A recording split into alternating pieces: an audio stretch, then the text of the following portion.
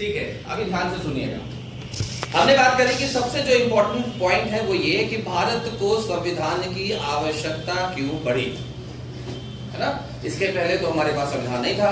कहा जाता है कि भारत का जो इतिहास है वो लगभग 10,000 सालों का है। जो नॉन हिस्ट्री है 10,000 सालों की। 10,000 सालों से हमने अलग अलग प्रकार से अपने देश में शासन किया, क्षेत्रीय स्तर पे, राष्ट्रीय स्तर पे। अब वैसा तो कोई राष्ट्र नहीं था, लेकिन उनके छोटे छोटे अपने एरियाज थे, या हिंद क्षेत्र कह लो। हमने कभी भी कॉन्स्टिट्यूशन जैसी किसी चीज का उपयोग नहीं किया। कहने के लिए लोग कह सकते हैं कि सर हर राजा का अपना एक छोटा छोटा सा सिस्टम तो था ही, भले उसे आप कॉन्स्टिट्यूशन ना कहो, लेकिन वो एक प्रकार का नियम कायदा तो था ही। लेकिन मैं ये कह रहा हूं कि वो एक बड़े क्षेत्र में अलग अलग राजाओं के अपने अपने नियम थे, जिससे उस बड़े क्षेत्र में 10 अलग अलग राजाओं की प्रजा अलग अलग 10 अलग अलग प्रकारों से रह रही थी। यहां जब हमने संविधान लागू किया 1947 के बाद अपने देश में 49-50 में, तो हमने क्या किया, एक ऐसा सिस्टम बनाया जिससे पूरा देश चलेगा, वो पूरा क्षेत्र चलेगा, जिसे हम राष्ट्र की भाषा में रख रहे हैं। ये अंतर हो जाता है कि क्यों मैं कहता हूं कि पहले तो हमारे पास संविधान नहीं था, अब है। संविधान सर्वमान्य है, संविधान सर्वमान्य है, तब सर्वमान्य नहीं था, तब किसी एक क्षेत्र विशेष की जनता उसे मान्यता दे दी थी। लेकिन ये पूरा का पूरा एरिया अब तो देश बन चुका था। तो इस आधार पर हम ये कह सकते हैं कि पहले हमारे पास संविधान नहीं था। तो इसका मैं आमतौर पर तो क्लास में प्रश्न पूछता हूं, आपसे जवाब लेता हूं, लेकिन मैं सीधे ही इसका उत्तर दे रहा हूं। और उत्तर यह है कि एक बड़े क्षेत्र में बिखरी हुई स्थिति में अलग अलग प्रांत में भारतीय रह रहे, हिंद क्षेत्र के अंग्रेजों ने जब इस पूरे बड़े क्षेत्र से फायदा उठाने की मानसिकता बनाई, तो इन सभी लोगों को गुलाम बनाने की मानसिकता भी बनाई। जब इन सभी लोगों को एक साथ एक जगह बांध दिया गया, फॉर इमेजिनेशन कह रहा हूं, बांध दिया गया, तब इनको यह समझ में आया कि एक कोई व्यक्ति अकेले रस्सी नहीं तोड़ सकता। ध्यान से सुनना मेरी बात को। हम सब मिलकर अगर रस्सी को तोड़ने की कोशिश करेंगे तो जरूर टूट जाएगी, और वो टूट भी गई आजादी, वो टूट भी गई जब हमने मिलकर लड़ने की प्लानिंग करी, हमने चीजों को एक साथ मिलकर आगे बढ़ाने की प्लानिंग करी। तो हमको ये समझ में आया कि एक साथ एकता जुटता होना जरूरी है, और जैसे एक होना जरूरी है, उसमें यह भी जरूरी है कि हम आगे कभी भी विखंडित ना, अखंड भारत बने। तो उसके लिए जरूरी क्या था? उसके लिए एक ऐसी व्यवस्था जो हम सब लोगों के अपने अधिकारों को ध्यान में रखकर बनाई गई हो, जिसमें कोई ऊंच नीच की स्थिति में ना हो, सब बराबरी से एक दूसरे को महसूस कर पाए, सही मायने में एक सभ्य समाज कहलाए।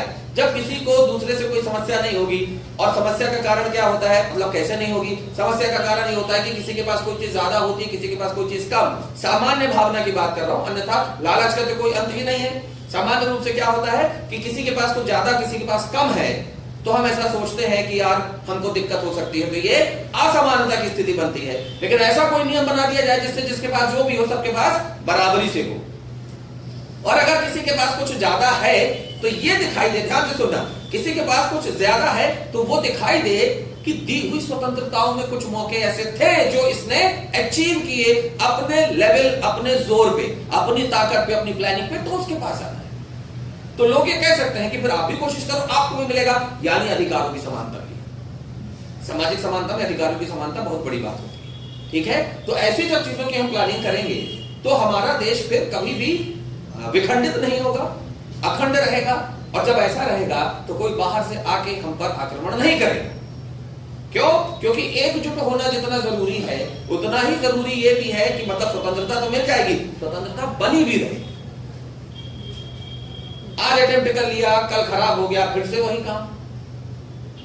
एक बार करो और उसको मेंटेन करो, ये प्लानिंग की। तो इसके लिए हमको कॉन्स्टिट्यूशन की जरूरत पड़ती है, ठीक है। अब ये कॉन्स्टिट्यूशन की जब जरूरत पड़ती है तो हमारे जानकारी में ये बताया जाता है कि भाई अंग्रेजों के द्वारा हमारे कॉन्स्टिट्यूशन को बनाने के लिए प्लानिंग्स दी गई, और उनकी तरफ से कुछ कमीशन आए जिसे हम कैबिनेट मिशन के नाम से जानते हैं। और कैबिनेट मिशन आता है, आने के बाद वो बताता है कि किस तरीके से हम अपना काम शुरू कर सकते हैं। शुरू करने के मोटे मोटे कुछ नियम बताता है, फिर उसकी बारीकियों को हम खुद आपस में अपने हिसाब से प्लान करते हैं। तो उसी के बारे में आपको मुझे बताना है। यहाँ एक पहला प्रश्न ये उठता है कि अंग्रेजों को क्या जरूरत पड़ गई कि वो हमारी हेल्प करने लगे? इतने अच्छे कब से हो गए? रिपन तो मर चुका है बहुत पहले, है ना। तो अंग्रेजों को क्या जरूरत पड़ गई? तो हम आपको बताते हैं। उस समय का एक जो रूल था कि भाई ये हम कह रहे हैं कि अंग्रेजों ने हमसे गुलामी कराई, लेकिन अंग्रेज ये कहते थे कि ये हमारा उपनिवेश है ना, इंडिया इज आवर कॉलोनी। उपनिवेश, उपनिवेश का मतलब, निवेश का मतलब होता है इन्वेस्टमेंट, उप का मतलब होता है मुख्य के बाद वाला, जैसे राष्ट्रपति उपराष्ट्रपति यानी मुख्य राष्ट्रपति के बाद वाला। तो अंग्रेजों का ये कहना था पूरी दुनिया में कि भाई हम अपने धरती पे, अपने जमीन पे इन्वेस्ट करते हैं, हमने एक और जमीन पे अधिकार लिया है वहां के राजा से, लिया था ना जहांगीर से, राजा से कि हम यहाँ भी निवेश कर सके। अब अंदर क्या क्या कांड चल रहे थे ये उन्होंने कभी नहीं बताए।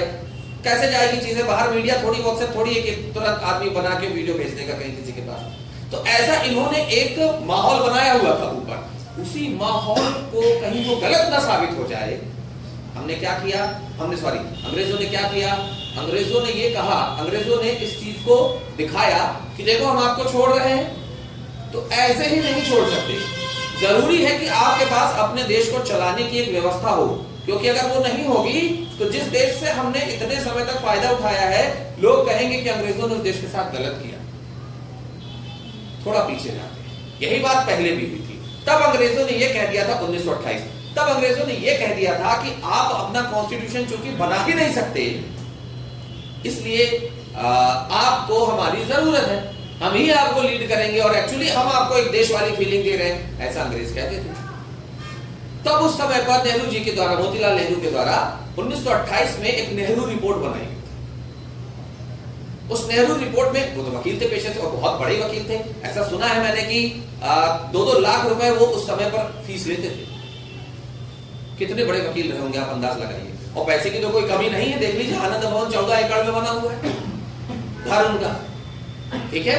तो एक बड़े वकील थे वो, और उन्होंने क्या किया, 1928 में एक पूरा चार्ट तैयार किया जो कि नेहरू रिपोर्ट के नाम से आया, जिसमें ये दिखाया गया कि भाई हमारे पास भी प्लानिंग है, लेकिन उसकी ना इतनी मान्यता नहीं हुई, और ऑब्वियसली नहीं होगी, संविधान होता है, ये तो एक रिपोर्ट थी, लेकिन वो कहीं गए नहीं, रिपोर्ट थी वहां। आगे क्या हुआ, इसका काम कहां आया, क्यों बात करी हमने इसकी। 1935 के 1935 में जब चुनाव हुए, तो बंगाल को छोड़कर बाकी 8 प्रांतों से कांग्रेस बहुमत के साथ जीत के सत्ता में आ गई, उसने सरकार बना ली। अब जब सरकार बना ली तो शासन किसके हाथ में आ गया, भारतीयों के। इसीलिए 1935 के अधिनियम को, 1935 के एक्ट को भारत शासन अधिनियम या भारत सरकार अधिनियम, इंडियन गवर्नेंस या इंडियन गवर्नमेंट एक्ट बोलते हैं।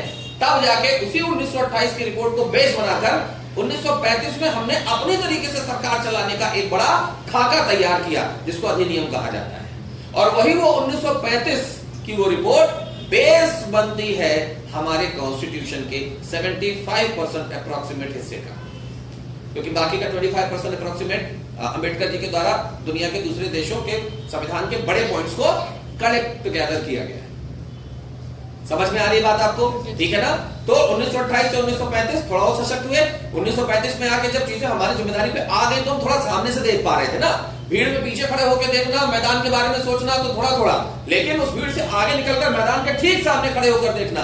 जैसे कि आपको गेम की समझ अलग है, जो मैदान में है, जो खेल रहा है, उसकी समझ अलग होती है। कितना ज्ञान देते कि अरे वो ऐसा मार देता तो उधर चली जाती, उधर खड़े हो तेरे को पता चलेगा, तू देखता रह जाएगा, पता नहीं कहां चली गई। जैसे अभी खूब सवाल उठाते हैं, अरे विराट कोहली आजकल अच्छा नहीं खेल रहा, जैसे कि खुद तो बहुत अच्छा खेल के आए कभी कहीं पर, और ये बोल के जैसे ही उतरते हैं तो पैर गोबर में चल जाता है। लेकिन पूरा भर्त्सना हो रही है विराट कोहली की। कहने का मतलब जब सामने से देखते हैं आप, सामने से 1935 की स्थिति में आपने सामने से देखा कि देश को कैसे चलाना है, अपने सिर पे आती तो ज्यादा बेहतर समझता है ना।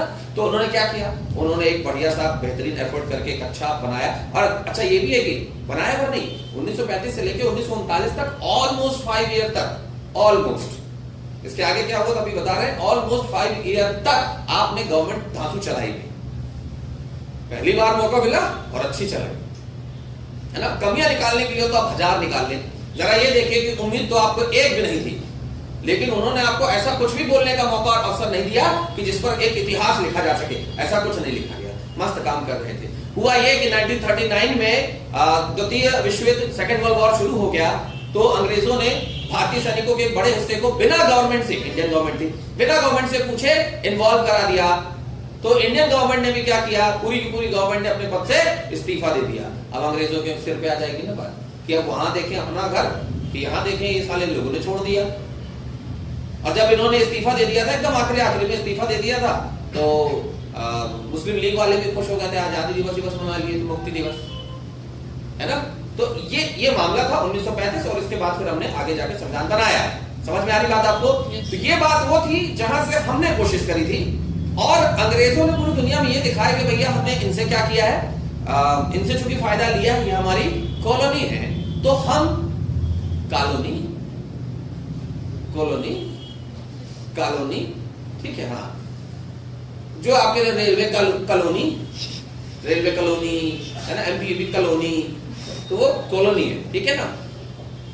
तो उनके माध्यम से इन्होंने ऐसा सोचा था, अब इसका तो कोई गारंटी नहीं कि किसी के दिमाग में क्या था, लेकिन मुझे ऐसा लगता है कि उन्होंने ऐसा सोचा था कि हम इनको ना ये मौका देंगे कि तुम बनाओ। अच्छा, और जो रूल लिखे थे इसमें ये भी चीज लिखी हुई थी कि अगर आप संविधान अच्छे से नहीं बना पाते हैं या नहीं चला पाते हैं, तो फिर कानूनी रूप से आपकी सत्ता हमारे पास आ जाएगी, जो कि एथिकली देखो तो सही भी है कि अगर मैंने मेरे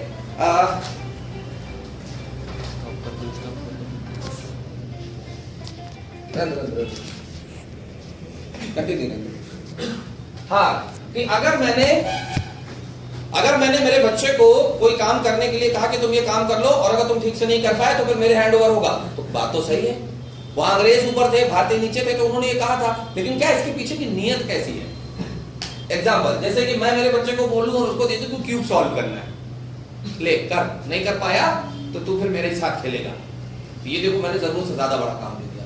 तो उनको भी लगा था अंग्रेजों को कि ये कर नहीं पाएंगे, इनिशिएटिव दे देते हैं। अब इनिशिएटिव में क्या था, प्रारंभिक स्तर पे इन्होंने कैबिनेट मिशन बनाया। कैबिनेट मिशन में 3 लोगों को भेजा, सर पैथिक लॉरेंस को भेजा, एबी अलेक्जेंडर को भेजा, और स्टैफोर्ड क्रिप्स, ये 3 लोगों को भेजा है। इसमें जो स्टैफोर्ड क्रिप्स थे ये सेक्रेटरी थे, सचिव पद पे थे, और पैथिक लॉरेंस जो थे वो अध्यक्ष पद पे थे, ठीक है।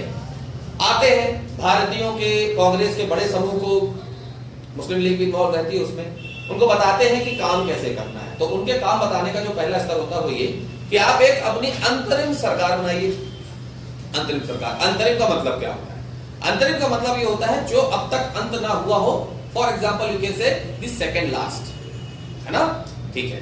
अंतरिम एक गवर्नमेंट बना लो अपने हिसाब से, और जब तक तुम्हारा कॉन्स्टिट्यूशन नहीं बन जाता है तब तक तुम अपने देश को डील करो, क्योंकि हमने तो छोड़ ही देना है 1947 में।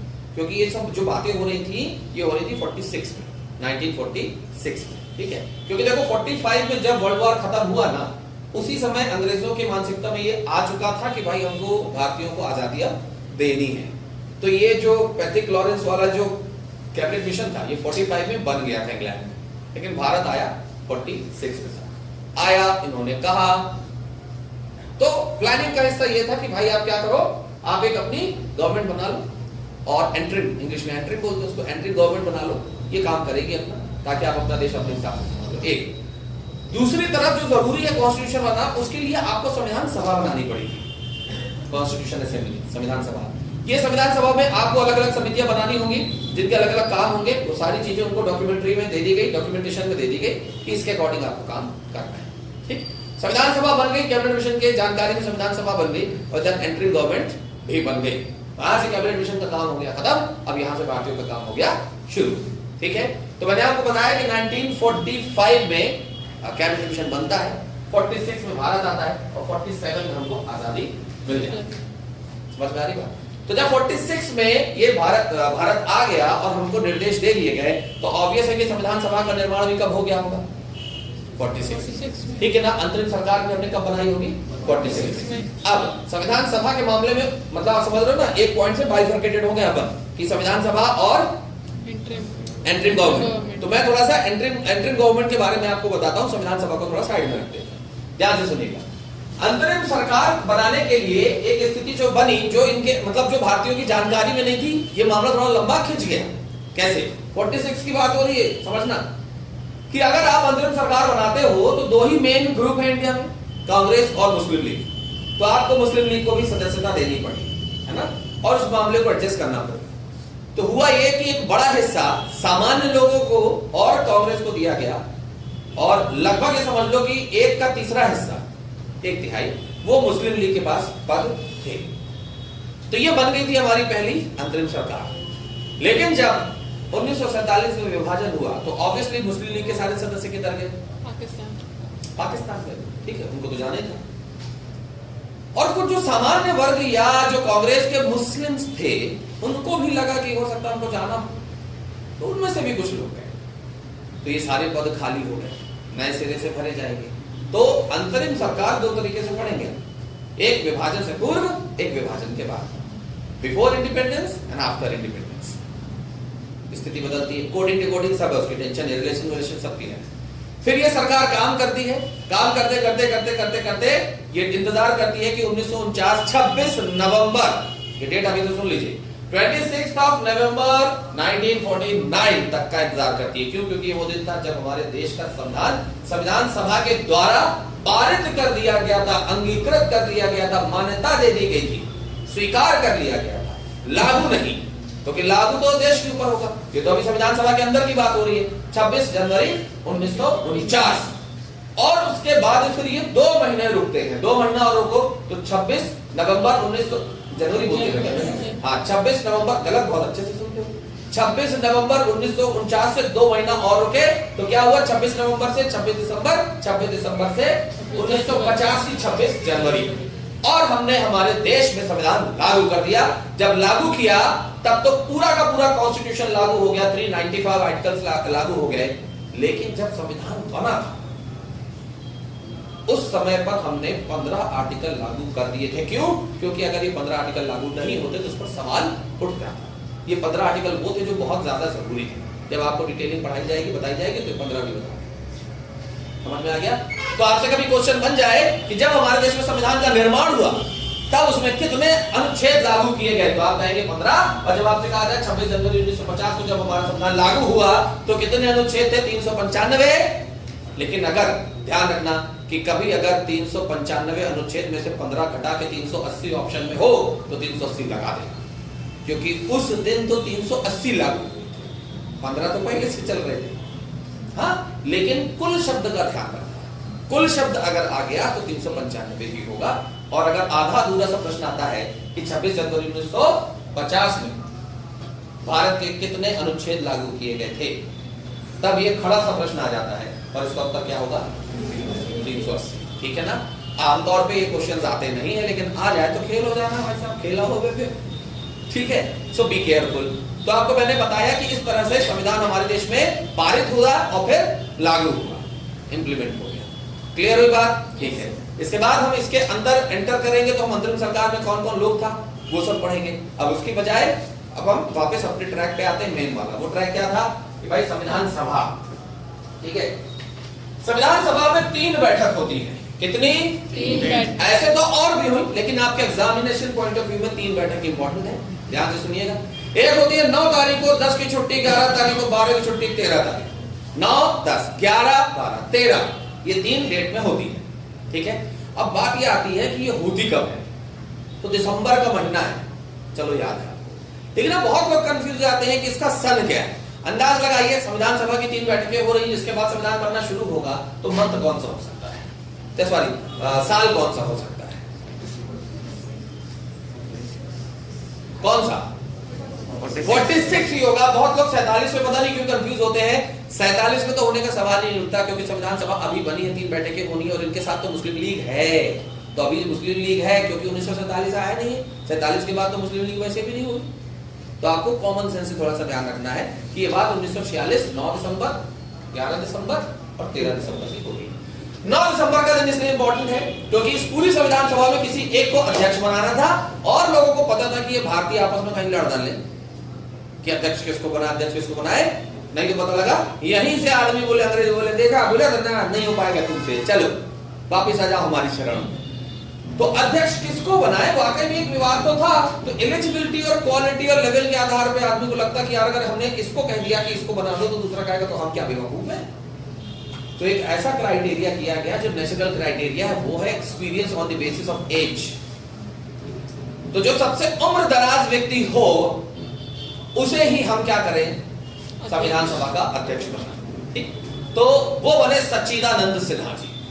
सच्चिदानंद सिन्हा जी को अध्यक्ष बनाया गया, और जैसा जानकारी में है, मेरी उस समय में वहां खड़ा तो नहीं था, लेकिन जैसा मेरी जानकारी में वो ये कि 9 तारीख को उनको अध्यक्ष बनाया, नाइस फॉर नेगेटिव, उनके साथ भी नेगेटिव हो गया, वो हार्ट अटैक से मर गए, मतलब भगवान को प्यार हो। तो मुझे ऐसा लगता है कि 10 तारीख को लोग उनकी अंत्येष्टि में गए होंगे, इसलिए नहीं हुई सभा। तो 11 तारीख को वापस अपने अड्डे पे बैठे, बोले अब किसी को बनाओ, ऐसे किसी को राजा बना दो जो इंद्र से बराबरी रखता हो। तो राजेंद्र प्रसाद जी को सभी लोगों ने सर्वसम्मति से क्या चुन लिया? अध्यक्ष। और चूंकि वो रहे, मरे नहीं, इसलिए वो स्थायी अध्यक्ष कहलाते हैं। पहले वाले अस्थायी। तो पहला अस्थायी अध्यक्ष कौन हो जाता है? सच्चिदानंद सिन्हा जी। और पहला स्थायी अध्यक्ष कौन हो जाते हैं? राजेंद्र प्रसाद जी। और ये कब चुने जाते हैं? 11। समझ में आ रहा है ना बात? ठीक है। और जब अध्यक्ष चुन लिया गया तो वो संविधान बनाने के लिए सबसे पहले संविधान की प्रस्तावना, जिसमें सब कुछ इन सारांश लिखा होता है, प्रियम्बल, तो उसके लिए उन्होंने कहा कि भैया जो प्रियम्बल है उसे पढ़ा जाए या उसमें क्या होगा उसके बारे में डिटेलिंग दी जाए। तो वो काम नेहरू जी को दिया।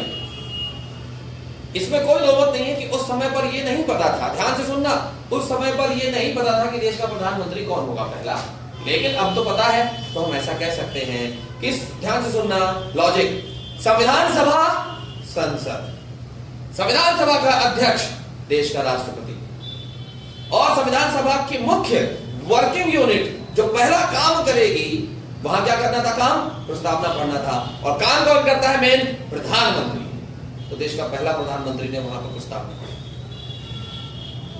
ठीक है, आपको ऐसा नहीं लगता कि ये हम आज से पीछे रिलेट कर रहे हैं? हो सकता है कि पीछे लोगों ने इस लेवल पे काम किए हैं, इसलिए आगे उनको वो पद मिला है, क्योंकि उन्होंने निभाया है उसके पहले। अच्छा, और इस चीज का सबूत आपको दोनों की पोस्ट में मिलेगा, देखिए।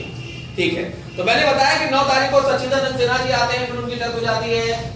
10 तारीख का हॉल्ट होता है, 11 तारीख को फिर राजेंद्र प्रसाद जी स्थायी अध्यक्ष परमानेंट चुने जाते हैं, और फिर 12 तारीख का हॉल्ट होता है। क्यों? क्योंकि अगर उन्होंने नेहरू जी को कहा कि भैया आपको प्रियम्बल पढ़ना है, तो एक दिन तो लेंगे ना नेहरू जी भी अपना लिखाई पढ़ाई के लिए, कि मुंह उठा के चले आएंगे नहीं। तो उन्होंने भी टाइम लिया, 13 तारीख को प्रियम्बल का वाचन हुआ।